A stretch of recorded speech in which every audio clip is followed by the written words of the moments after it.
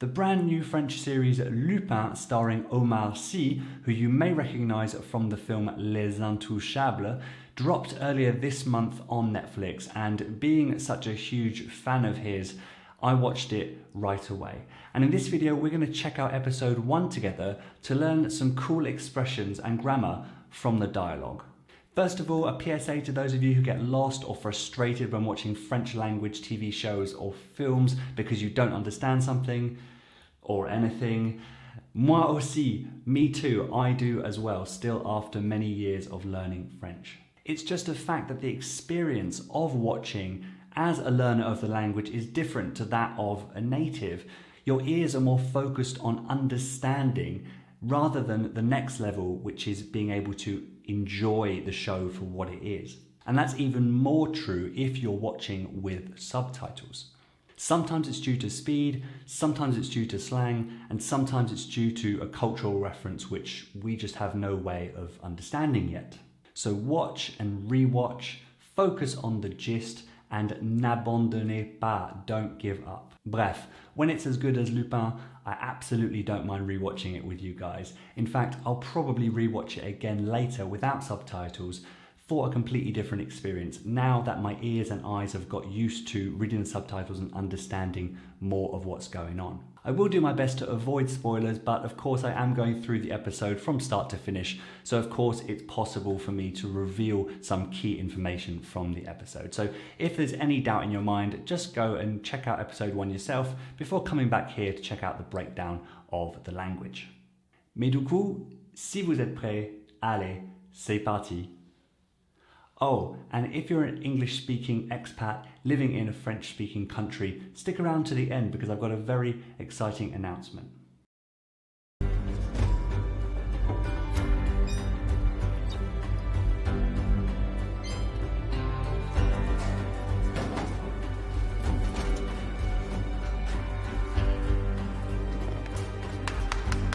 Allez, on se dépêche, on n'a pas toute la nuit. So getting into the details right off the bat, she says, allez, allez, on se dépêche. On n'a pas toute la nuit.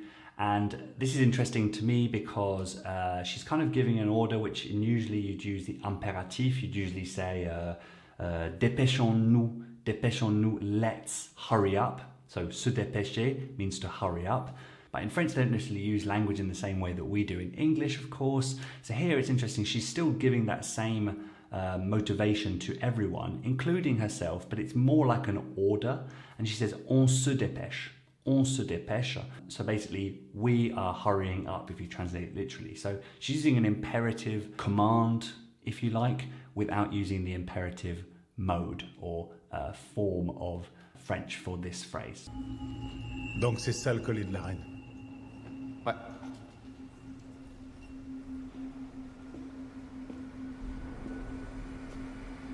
Ils le mettent aux enchères la semaine prochaine. Il paraît que ça va dépasser les 20 millions. Putain. Ça va, tu peux te l'offrir, hein, c'est quoi 1000 ans de SMIC. Alors, il y a deux choses ici. The first thing I want to talk about briefly is offrir. Offrir. This guy says to the other guy, he says, tu peux te l'offrir. Ça va, tu peux te l'offrir, hein, c'est quoi Now they use offrir when they're talking about gifting things to someone else. It's much the same as in English, right? You can offer something to someone else for free as a gift, and you would use offer, but we'd often also use to gift. So here he uses offrir like this, and it's pretty much the exclusive verb for talking about gifting something. And he said, you know, tu peux te l'offrir, you can gift it to yourself, you can offer it to yourself. Ça va, tu peux te l'offrir, hein, c'est quoi The second thing is that he mentions le SMIC. He says 1000 ans de SMIC, joking that this necklace that they're looking at is worth 1,000 years of the SMIC. 1000 ans de SMIC. What's the SMIC? The SMIC is the equivalent of the minimum wage, the legal minimum wage of all workers in France, but people know it by its acronym, which is SMIC. Ça va, tu peux te l'offrir, hein, c'est quoi 1000 ans de SMIC. Voilà.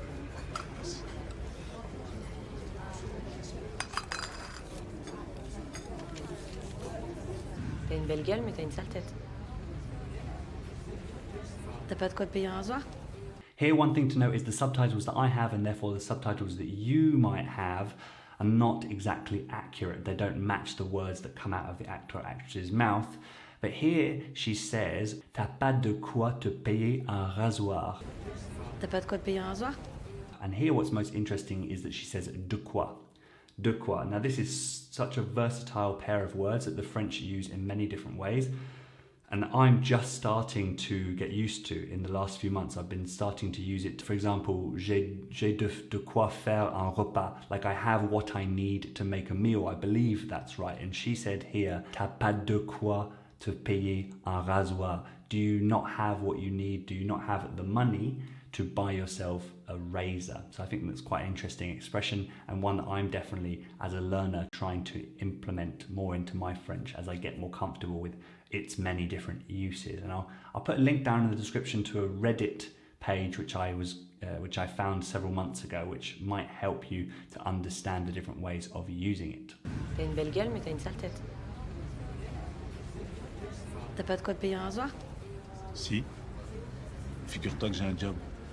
So then he responds with si, because she posed the question using a negative, and when you want to basically say yes, to say I do, in this case, I do have the money to buy a razor, you don't say oui, you say si. And he said si instead of oui because she posed it with a negative. Tu as pas de quoi te payer un rasoir. T'as pas de quoi te payer un rasoir? Si. Figure-toi que j'ai un job. And then he says, figure-toi, j'ai un job. Félicitations. Merci. Et c'est quoi? Faut que je devine, donc c'est... And there's so much in this scene to talk about. But she says, c'est quoi? So what's this job? And then she goes, faut que je devine. Faut que je devine. Faut que je devine, donc c'est... And I've talked about this in another video, which I'll link up in the corner if you want to check it out. But basically, one of the things that the French do in natural conversation is they drop the il, they drop the subject, especially with phrases like il y a, and in this case, il faut que, which on its own is complicated. And again, I've done another video about that. But it says faut que je devine. So basically, it should be il faut que je devine. Do I need to guess? And she just said faut que je devine. Faut que je devine. Faut que je devine, donc c'est... Now, in the next couple of clips, look out for a sample of just how many ways that the French have of saying money. Here's the first one. She says, garde tes sous. Tiens, avec un petit peu de retard. La pension alimentaire. Garde tes sous. Achète plutôt un cadeau à Raoul. Garde tes sous. And so, yeah, les sous, usually in plural, if not always in plural, means money, right? You got that already. So, les sous is the first money term that we're going to see in the next couple of clips. C'est qui? C'est Perena. Entre. T'as l'argent? En fait, j'ai... Numéro 2, l'argent, which is, you know, the most normal and widely accepted one. Entre. T'as l'argent? En fait, j'ai une galère. J'ai pas la thune. Et je voulais voir avec Vincent si c'était...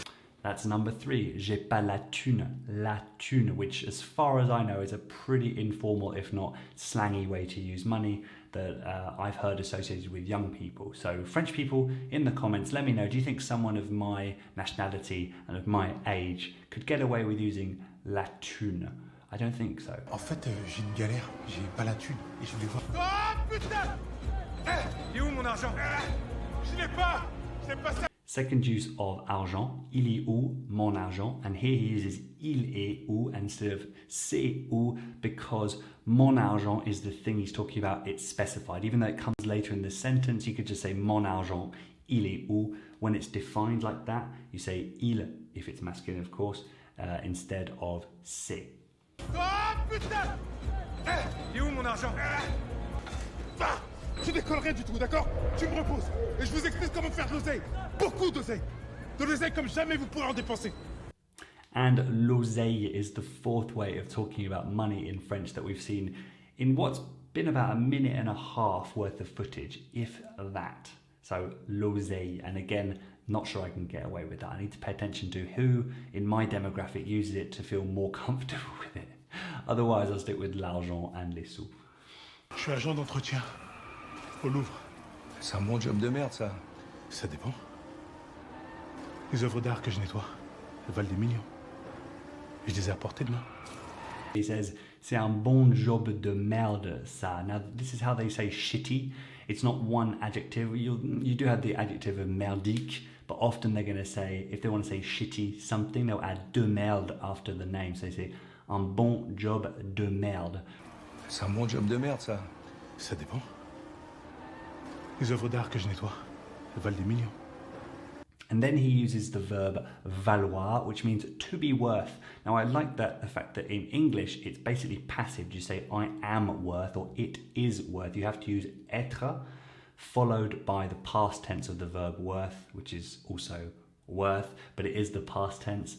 So in French, they actually have a verb that represents to be worth. So they use it in an active way. So you say, je vaux beaucoup, or il vaut beaucoup.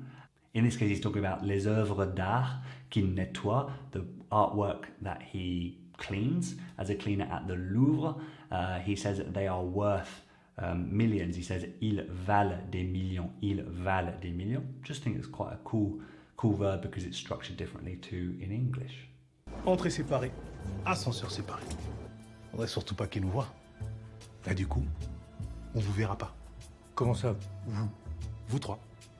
This one stood out to me because of a comment from Claire on my latest Words and Expressions of the Week video, where I talked briefly about my favourite expressions from the show as a whole. And she had noticed in the first couple of episodes they were using on in what appeared to be a translation of they. And she was confused because, you know, we've learned il. Now here, in two consecutive sentences, he uses both il and then he uses on, and both seem to be referring to the same people.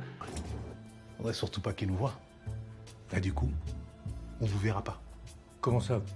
But what I will say is that yes, it's true.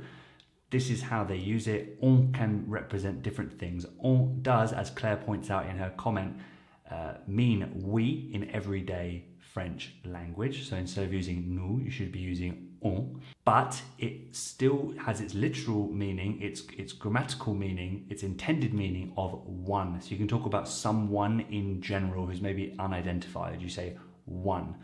And so they kind of take that to another level when they talk about plural people. I feel like multiple people they can also refer to as on. And so what does that basically equate to in English? Well, it's they, right? They can be used for both identified multiple people and unidentified multiple people without faces, without names. They're just they, right? So yes, Claire, well spotted. They do use on to mean they here, but do not worry at all if that feels too weird to you. It's just great that you now understand that that's how it's used, and keep using il or elle to your heart's content, because there's absolutely nothing wrong with it. Le mythique collier de la reine. Le fabuleux collier dont l'histoire même se confond avec l'histoire de France. Offert par Louis XVI à Marie-Antoinette, And this is an interesting one because of the pronom relatif dont here, which is notoriously tricky for us English speakers to get comfortable with. Le fabuleux collier dont l'histoire même se confond avec l'histoire de France.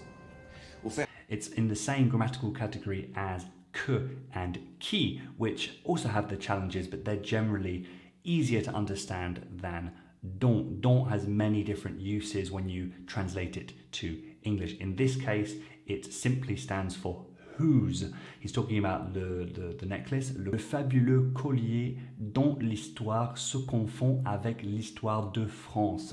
So here it's one of the less tricky meanings of dont for us English speakers to work out. It's the famous or the fabulous necklace whose history se confond avec l'histoire de France. Quand mon père a reconstitué son collier, il s'est promis d'en faire quelque chose d'exceptionnel. This is cool. Now you guys are all familiar with the verb faire.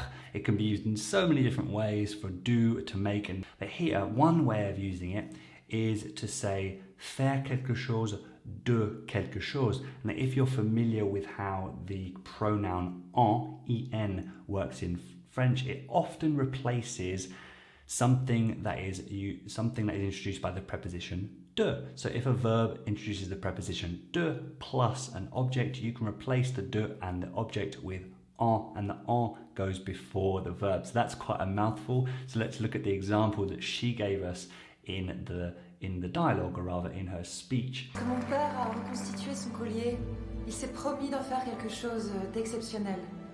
She says, il s'est promis, talking about her father, il s'est promis d'en faire quelque chose d'exceptionnel. So here in the previous sentence, she'd already said le collier. So we know what object she's talking about. And she says, il s'est promis d'en faire quelque chose d'exceptionnel. The full sentence would be faire du collier quelque chose d'exceptionnel, or faire quelque chose d'exceptionnel du collier. But because she's already mentioned le collier, we have the pronoun en in the next sentence. Il s'est promis d'en faire quelque chose d'exceptionnel. Il s'est promis d'en faire quelque chose d'exceptionnel. That's kind of an advanced thing, but even at the intermediate stages, you'll start learning about the pronouns en and y. Often they're taught together, but they are tiny things which open up a world of opportunities and chances to get confused and frustrated.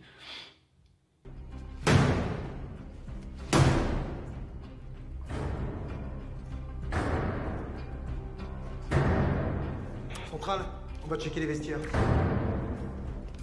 Here, you may have noticed, is an anglicism where they've stolen an English word and they've used it in this case the correct way, right? They're talking about going and checking the locker rooms, checking the changing rooms, and they say on va checker les vestiaires. Centrale, on va checker les vestiaires. Now, I'm always fascinated by when they use anglicism, because I think that the more formal the language gets, the less likely they are to use English words, because it represents a sort of, well, anglicization of the French language, which would be looked down upon. But more and more I'm hearing it in situations where I wouldn't expect it. This one, he's talking to a colleague, so it could be slightly informal, but still they're informal attire.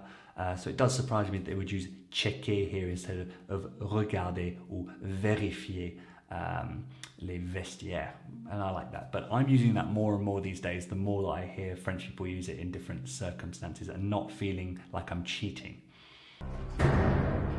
Centrale, on va checker les vestiaires. Est-ce que j'ai 42 millions d'euros quelque part? Pardon monsieur, les enchères sont déjà à vous. Certes. Mais je trouve que cette vente traîne un petit peu. So here we hear the vocabulary of les enchères, which are going to get more relevant in a moment. They use the plural to talk about an auction. We say an auction, they say les enchères, which as far as I can tell is sort of closer to the bidding, so the biddings. And if you can imagine, that's the name of the event. Instead of calling it an auction, you call it the biddings. We'd also use plural, but anyway, we don't, so that's maybe a moot point. But I was trying to make a connection between English and French. And then he says, je trouve que cette vente traîne un petit peu. Mais je trouve que cette vente traîne un petit peu. Now, two things here is the first thing is always remember to use que when you're giving an opinion. The French, for us, it's optional to use the word that. So I think this sale is dragging a little bit. I think he's crazy. We don't need to say that, but we can say I think that he's crazy. I think that this sale is dragging. In French, que, or the equivalent of that, is mandatory. You have to have it. So just train yourself to say je pense que, je crois que, je trouve que, and just basically include that as a part of the verb, because you're going to have to use it almost all the time when you're using those verbs.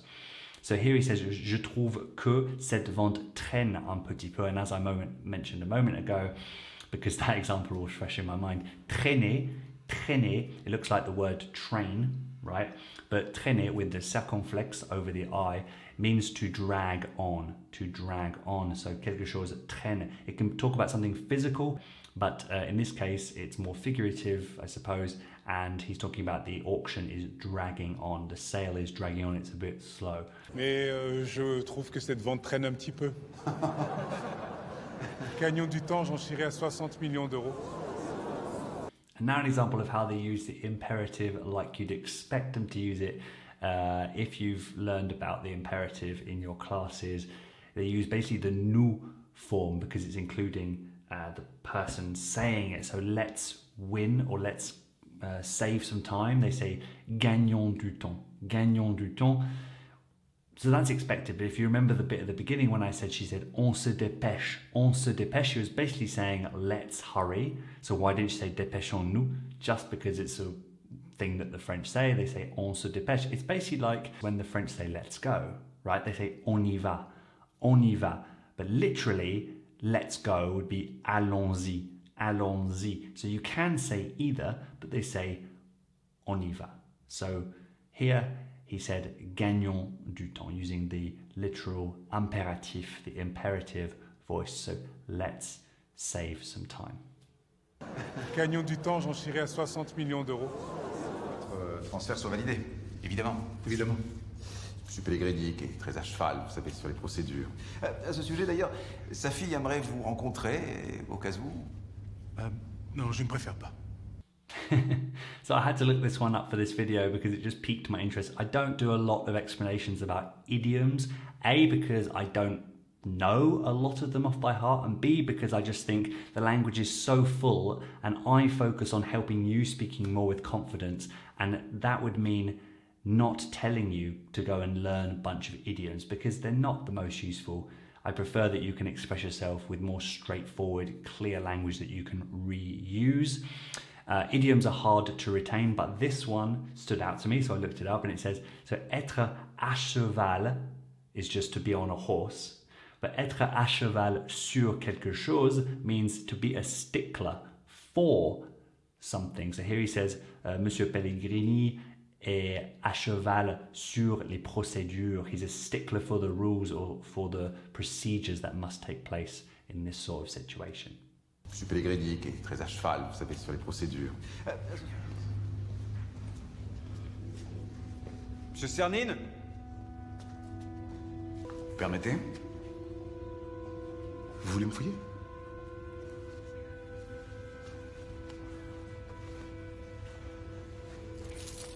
Vous voulez me fouiller? Vous voulez me fouiller? Fouiller is a really versatile verb which is basically used in a bunch of ways to say digging, searching, rummaging, frisking in this example. So the French have one verb for many different words in English, so you can imagine how tricky it is for them to learn the equivalent of this when they're learning English. And I did an Instagram post on this several months ago, so it's always a bit of a pleasure when it comes back up in real world material, and I can't help but think back to that post that I did, even though it was just a small one. Vous voulez me fouiller?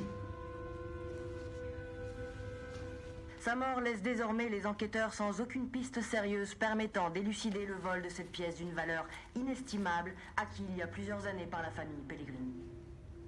We have a gender error to talk about made by a native. Yay! So we don't have to feel so bad about jumbling them up ourselves. Basically, she said, cette pièce de valeur inestimable acquis il y a blah blah blah. So it should have been acquise, and the subtitles, at least my subtitles, got it right here because it's cette pièce. Pièce is feminine, pièce de valeur inestimable acquise. Temps d'élucider le vol de cette pièce d'une valeur inestimable acquis il y a plusieurs années par la famille Pellegrini.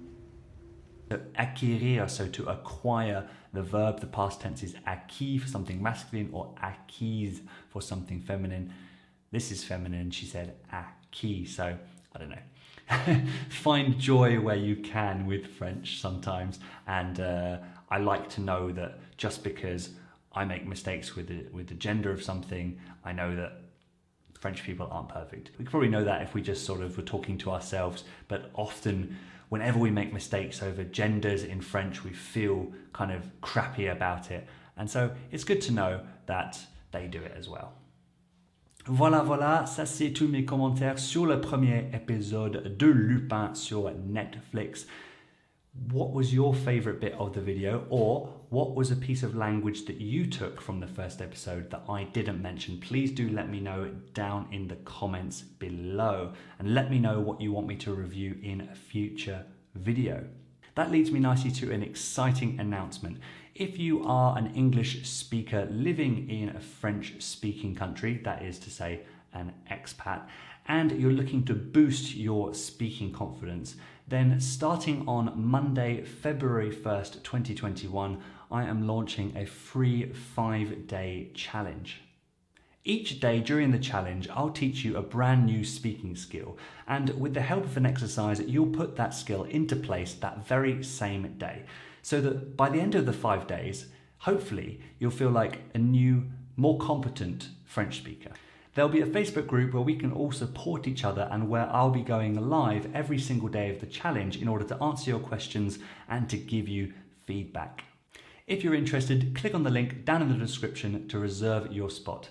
J'ai hâte de vous y retrouver. If you enjoyed the video, please do leave a like down below. It really helps me out. You can head down to the description to check out links to all of my previous videos on the French spoken in movies, TV shows, and by English-speaking celebrities.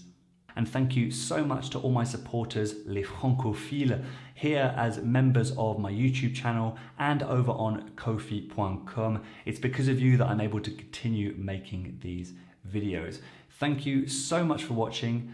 I hope to see you in the comments. But until next time, merci beaucoup d'avoir regardé. À la prochaine. Ciao.